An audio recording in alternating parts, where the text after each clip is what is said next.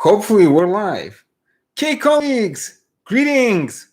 Long time no see. So I've been busy in the past few days trying to arrange a new microphone and camera setup. So this video is mostly just to test that out and also to see how the YouTube live stream functionality is working with this new setup. So I was looking for a topic I could just talk about briefly without doing any serious preparation. Although I do have some serious videos planned in the making right now. But I was thinking, what could I talk about just from the top of my head? And the basic idea that came to my mind is I should talk about my philosophical biography for at least a little bit, right? So you see, this is an informal video. I've taken off my glasses. This is an informal attire. So just to ramble a bit. We'll see how long this will go for. So quite unusual to be sitting down instead of walking around. In an Aristotelian fashion, I like to walk around as I am talking. It kind of helps me concentrate. But sometimes for certain things, especially reading into the microphone, reading Hobbes's Leviathan, for example, this is better done sitting down. So also to test this functionality. So let me start somewhere. Students sometimes often ask me about sort of what was my learning experience. And I mostly teach first and second year students these days, third years a little bit as well. And so every year it's a chance for me to reflect what was I like when I was a first year student myself. And I have to say, I was not interested in philosophy up until I was 16 approximately. Basically had very, very little interest. And I'm not sure how biographical I want to get about this because it's a bit of a problematic issue, you understand. But I grew up in Russia in the 90s. Philosophy was not very high on the list of priorities back then. In fact, I distinctly remember this attitude among my friends. The attitude basically being like, if it's not immediately practical, then it's useless, and why would you even care about that? And when we talked about practical, mostly we meant, is it going to help you earn money? I mean, self-defense, I guess, on the street was also a good skill to have, but in general, that's the kind of thing we're talking about. Deeply unfortunate, again, because these days, my philosophy of education, again, as a person who teaches first-year students, I think a lot about the philosophy of education. My philosophy of education these days is that education is first and foremost about this free self-development. So I hope, ideally, my task as a teacher is to help the students, to help them develop their own approaches, develop their own ideas. And that's why I always emphasize, it's very important for me to see my relationship with my students as less as teacher and student and more as collegial relationships. We are colleagues, right? I hopefully have something to teach my students, so they hopefully learn from me, but also I definitely learn from my students as well. Philosophy is this deeply dialogical enterprise. And, well, philosophy is, but I think human life is dialogical enterprise in general. So it's kind of, I always see philosophy as a very interesting proxy for human activity. In many ways, science, and I treat philosophy as just the, if you want, the cutting edge of science. I treat, I would say science is the most important thing we do as humanity, as a species. That's the basic idea. So the philosophy of my class, my understanding of what we are doing in classroom, has important implications for how I see humanity and its future. Right? Again, it goes back to Socrates and to Plato. Plato's Republic, obviously. You can try to help your friends and harm your enemies, but much more importantly, it's we need to know who are our friends, who are our enemies, and what counts as harming or hurting. Socrates is going to say, of course, a good man harms nobody, and a good man presumably doesn't have enemies, but that's, to what extent is that position tenable? That's separate point of discussion. So let me again, you see this is rambling. Again, this is just mic check, okay? Mic check, checking the microphone. But let me go back and let me talk a bit about my experience. Again, students very often come to me and they say, oh, I've never heard about philosophy. I never thought that philosophy was interesting. And now for the first time, I'm suddenly getting into it. First years or second years tell me this. And in many ways, what I want to do is I want to meet them halfway and say, colleagues, it's fine. It's fine. I also was not interested in philosophy when I was your age at all. And I got interested. But, as I was getting interested, see, well, it's always a problematic thing because one thing we do as teachers, we also give grades and we have to give differential grades. And I always find this a bit crass and banal in a bad way. Like, we are here, we are learning. What do you mean a grade? How do you grade philosophy? Well, no, I mean, I understand the purpose of the institution, and I understand that, if we just treat philosophy as just free creativity, anything goes, this might not lead to good results. So grades have their function. But grades are not everything, is what I'm trying to say. And I was not the best philosophy student when I began doing this. So actually, up until the last year of high school, I guess, completely no interest. And when I got into the university, actually, this is when I got interested in it. And first year was half-hearted. It interested me a lot, but I was, my first education, I was trained. My bachelor's degree is in economics, so I was trained to be an economist. And in my first year, I kind of thought that, of course, I'm an economist with an interest in philosophy, not the other way around. And I paid disproportionate amount of attention to philosophy, but I wasn't particularly good at it. And I didn't know anything. All of my classmates, more or less, or the vast majority of my classmates had a head start on me of several years. Couple years or maybe 5 years in some cases. These people in Plato, Aristotle, Socrates, and was hearing about them for the first time. Well, I mean, I've heard the names, but didn't have any deep affinity. So let me maybe try to make a point. So why was I interested in philosophy? Because philosophy asks very important questions about the meaning of human existence. And it seems that only philosophy in our day and age appropriately can really answer those kinds of questions about what are you doing with your life.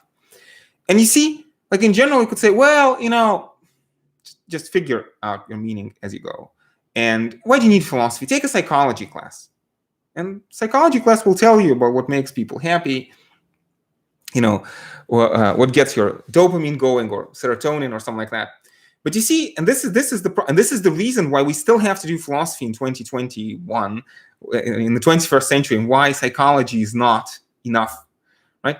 And the reason is critical approach, because you cannot necessarily trust the automatic assumptions of your society.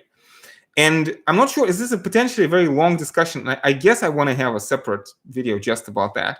But if you think of people like, well, I mean, I suppose the three most important names for me are Nietzsche, Marx, and Foucault. Heidegger is also very important there because my understanding of Nietzsche, of Marx, and of Foucault is Heideggerian. But let's just leave Heidegger aside for a moment. So Nietzsche, Marx, and Foucault, all three are going to point to the society that we live in. And also very importantly, because I'm a teacher, I'm engaged in the educational practice, right? So point to the educational setting as deeply suspect, deeply problematic. What are we doing in a classroom? Is this education or is this just indoctrination? And I have to tell you, when I was a bachelor student, I was deeply disappointed in so many aspects of my education. And I feel that students who talk to me, there's a deep void within them. I don't want to get too critical because, again, you see, I suppose my if I were to try to summarize my philosophical development, I actually see some of my students in the chat. Greetings, colleagues, as always. Yes, happy to see all of you in this format as well. Anyway, so so in a very much in a nutshell, I'd say, if I were to try to structure this, I'd say I began with this uncritical acceptance that we are born with a station in life. Despite the fact that I grew up in Russia in the 90s, this was the kind of mindset I had in my life, that there's the cosmos, the universe, we have our place in it, in their society, we have our place in society. And broadly speaking, some degree of harmony with the universe and within society, that you can count on this universe being rational in a theistic or maybe atheistic sense, but still like teleological, if you want, right? This universe is purposeful, and society is by and large good, and individuals have obligations to society. Society has obligations to individuals. This was my pre-critical phase. I mean, I'm not unique in this, and this in many ways it's very banal. I mean, Hegel is going to talk about how consciousness in general and humans' life in general unfolds according to this schema. You start with this uncritical acceptance of tradition. Jerry Cohen calls this undifferentiated unity. Then, in my first and second year, I increasingly became more and more skeptical, more and more mistrustful. And I was not immediately a Marxist, but Marx grew on me. And this is something because some of my students are receptive to Marx, some are not receptive, some are sort of have this deep prejudice against Marx. The reason I got into Marx is not because, I mean, communism is always a problematic topic, but his critique of capitalism, his critique of society, this resonated with me a lot. Because I looked around and I saw a society in deep conflict, and I did not, again, once I got out of my pre-critical phase, as I was moving to second year, third year, especially fourth year, I felt increasingly alienated from the university, but also from the world in general. And so this is why, I mean, I guess again, I'm talking about philosophy being critical. Me and my students see them as colleagues. I feel that in many ways we are in this together. Your life is imperfect and you have problems in your life. My life has gotten better thanks to philosophy, consolation of philosophy.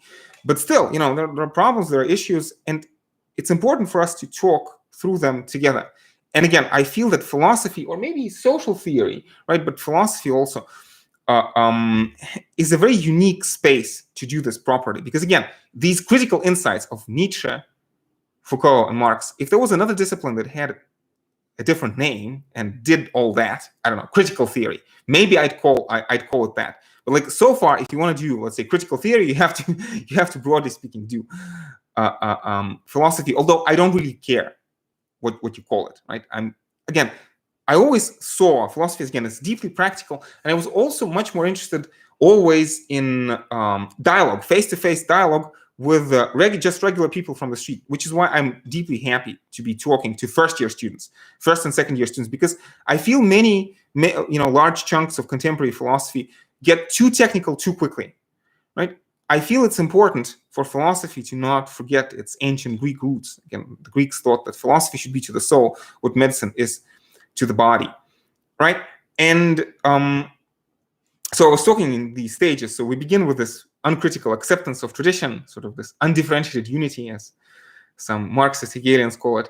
Then you go through a stage of differentiated disunity, right? You realize that there are all sorts of problems again in this terms. Conflict and consensus. We start, it seems, from the consensus side. Our parents give us certain values, impart certain values to us. Then we have to go, very importantly, through the stage. Nietzsche calls this, I think, the stage of the lion. The lion has to slay the dragon of thou shalt, right? And you go through this critical stage, and it's important for you to see, again, I don't want to be dogmatic about this. This was my path, and maybe different people can have different paths, but I think there's something robust about the path in general terms. You go through this critical stage where you see society as conflictual. And again, most students I talk to actually have this conflictual assumptions about society. I ask them, do you believe in Aristotle, in Aristotelian fashion, that we are restricted sometimes, yes, maybe, but so much more we're enabled by society? Most of my students say no. They're much more sympathetic to Foucault or Nietzsche in this Heraclitean fashion. Polemos pater panton. War is the father and the king of all. Everything is at war with itself, right? And any kind of harmony we see in society is only a result of coercion. So discipline and punishment, right? Rewards, yes, maybe to some extent, but so much more. Our society is based on fear, is based on disciplines. And again, I talk to students. I don't want to get into social economic issues, but let's say even some of my students who definitely can afford to not work, for better or for worse. Again, I'm just saying, this is the reality we find ourselves in. Often, some of these students suffer deeply from the kind of arrangement in which we are put. I'm reminded of Marcuse's idea of necessary and surplus repressions. Necessary and surplus repressions. And Nietzsche talks about this, right? The stage of the camel, right? So the Übermensch needs to learn self-discipline. It's true. Self-discipline is important. But where does self-discipline, or in Marcuse's term, necessary repression, where does this end? And when does surplus repression, unnecessary repression begin, right? And in this sense, I feel, again, we are in the same boat, me and my students. And hopefully I help them and they help me. I mean, obviously, philosophy isn't just practical. And I'm also very interested in parts of philosophy, like philosophy of physics, philosophy of cosmology. I have the standard model of particle physics somewhere here.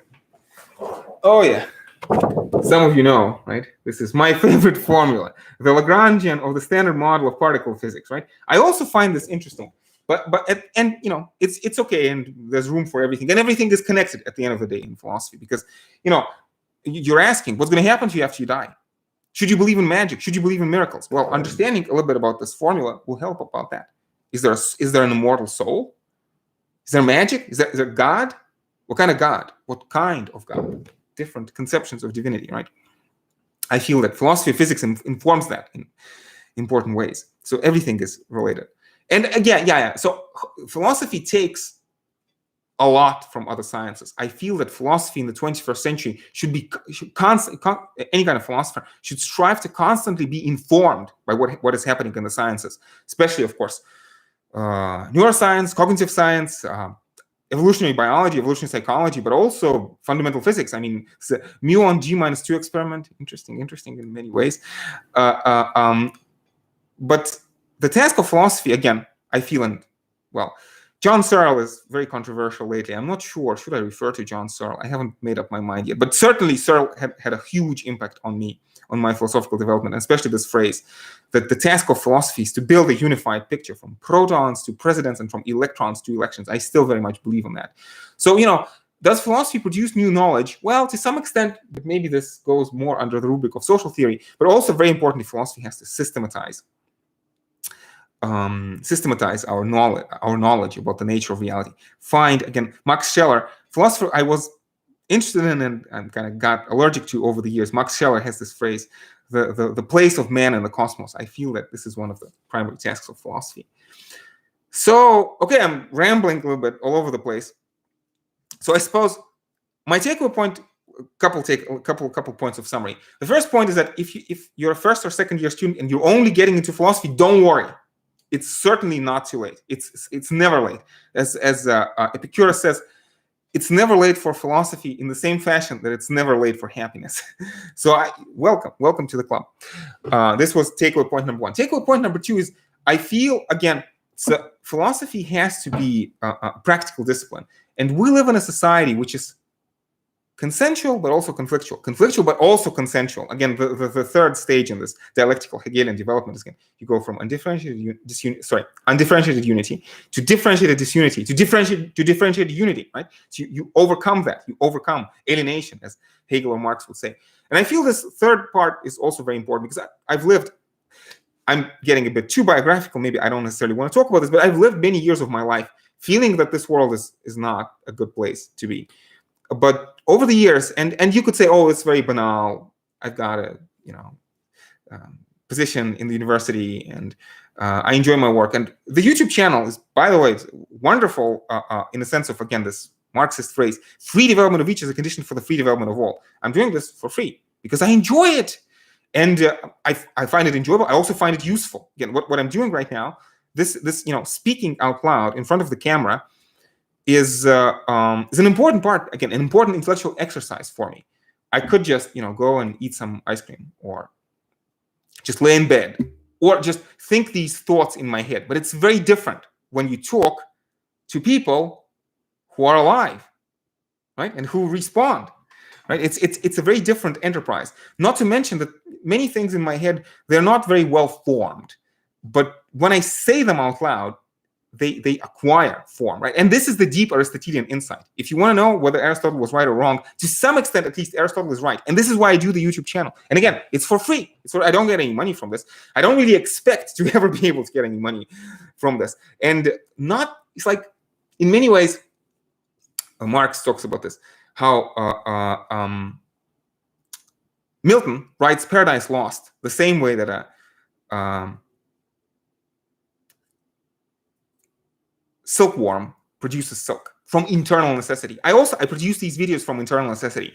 Kind of the mercantile considerations are, I don't even want to think about that. You could say, again, in a Marxist fashion, social history of ideas, that this is, and then it's a problem, right? This is luxury on my part. I can afford to not care whether I get paid for this or not, right? And it's a problematic point. Again, both Nietzsche and Marx are going to talk about this, that the people who end up being philosophers, it's not just anybody in the street, right? So like the representative member, I look outside the window and I see people outside. The average person in the street does not record videos like this, partly because they don't have the leisure, they don't have the education, maybe. I don't think I'm special in this sense. Again, remembering where I started, again, the classrooms in Russia in the 90s, which I've sat through. So, I don't think there's anything special about me.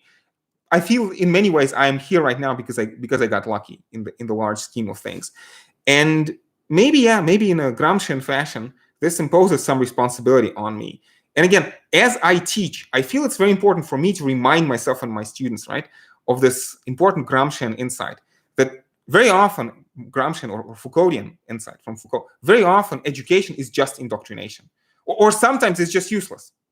And there should be some explanation as to why education is useless. Like students, they pay a lot of money to get into universities, and they have to imitate that they're doing something hard and difficult. But at the end of the day, it's not like they get anything out of the education. It's just a signaling function. It's a pure signal, but it's not education for the sake of self-development, right?